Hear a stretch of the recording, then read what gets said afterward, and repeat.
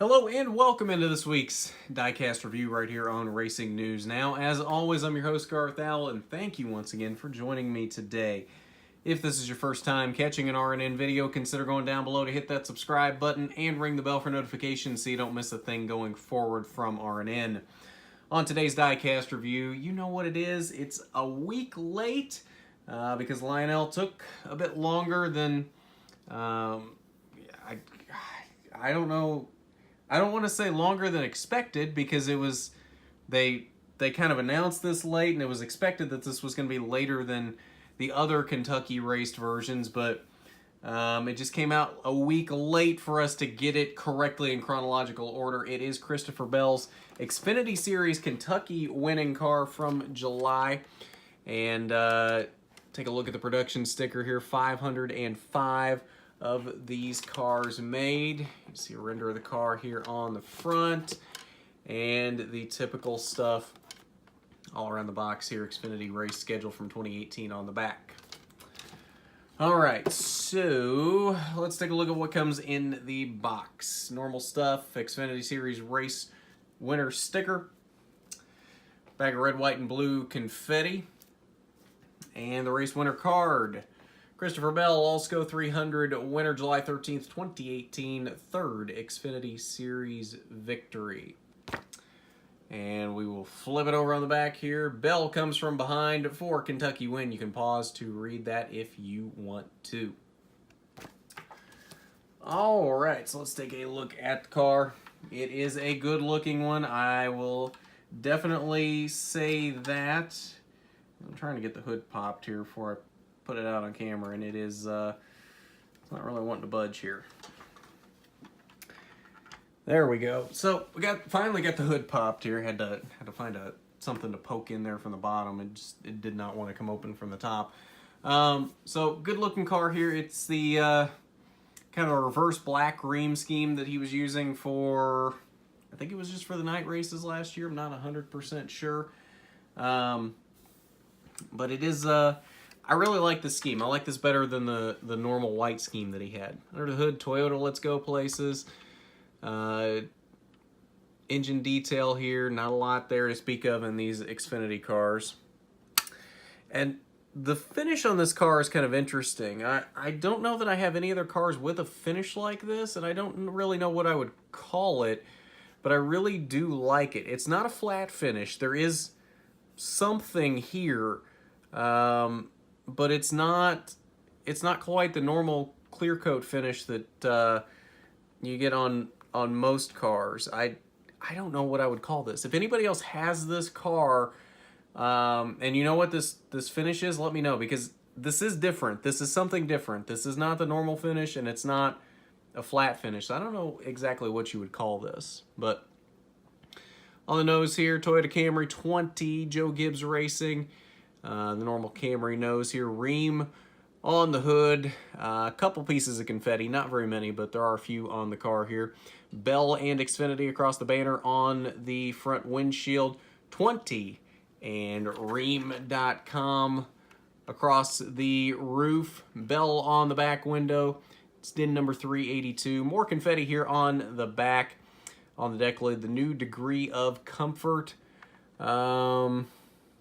What are these logos? Raypack, C-Max, and HTPG, I think, if I'm reading those right. There's a little bit of confetti, so it's hard to tell exactly what they are, but I think that's what those say.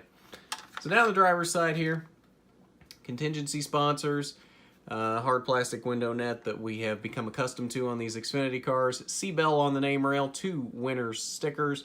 Sponsors down the B post. More sponsors here in front of the rear wheel. Rheem and Rude back here on the quarter panel. On the back bumper, Rheem, Toyota, 20, XSE, and rookie stripe, as of course this was Christopher Bell's rookie season last year. And then down the passenger side here, looking relatively the same. A little bit of dirt buildup and rubber, but otherwise pretty clean car, which not all that surprising for Kentucky. It's not one of those races where the cars generally get really beat up. Generally, your winners from Kentucky have fairly clean cars like this one. There's a little bit here. There's a little bit of scuffs on the tires and a little bit of rubber buildup, that kind of thing. But otherwise, it is a fairly clean car. But this is the only way to get this particular paint scheme, as this was not offered in a clean version. So if you like the black scheme like I do, then you like Christopher Bell cars, you like Race Win cars. There's a lot of different reasons that you could want this car, but because it is a good looking car, even if it's not all that raced looking, other than a decent amount of confetti on the deck lid. It is it's a good looking car nonetheless. But I believe that'll do it for this diecast review. To be honest with you, I don't know what next week's diecast review is. I think, don't quote me on this because I need to look at the schedule to see exactly how dates lined out last season, but I think it is Chase Briscoe's Eldora winning truck. I believe that should be next week's if we're going in chronological order. So that one just came out as well. That's a brand new one we can look at. Actually got it the same day I got this Christopher Bell diecast. It'll be a couple days ago when those showed up once this gets released on Wednesday. But yeah, that I think it should be the Chase Briscoe Eldora truck next week. I'll have to look how dates lined out last season exactly when some of these raced wins fell, but I believe it should be that one. So that one's a really cool one. I really do like that one. That's my first Eldora raced win truck that I have been able to pick up, so I'm excited to get that one reviewed here. It is a good looking truck. But that I believe will do it for this RNN diecast review. Got some rewind shows coming up this weekend as usual for the NASCAR action from Texas, as well as Canyon West from Irwindale.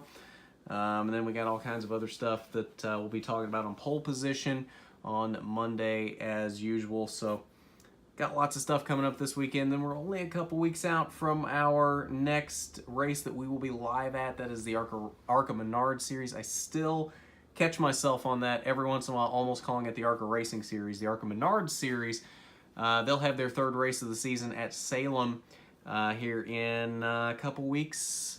April 15th, I believe, is the date for that. So we'll be down there, of course, giving you live coverage from the Kentucky and Ford Dealers 200 here in a couple of weeks. But in the meantime, we have lots of great rewind shows, diecast reviews, all that here coming up for you, and there might be a surprise or two in there as well. I know we're filming something before Salem. I don't know if it will be able to get out before Salem or not, though. So that's a little carrot to dangle in front of you to possibly get your appetite whetted for something cool coming up here. So if you haven't done it already, you need to go down below, hit that subscribe button, ring the bell for notifications so you don't miss a thing going forward from RNN. And while you're down there, why don't you hit that big thumbs up button if you like the video. It is much appreciated when you do, and it helps us out so much when you do that. It really does. But at that, this has been the RNN Diecast Review. I'm Garth Allen for Racing News Now.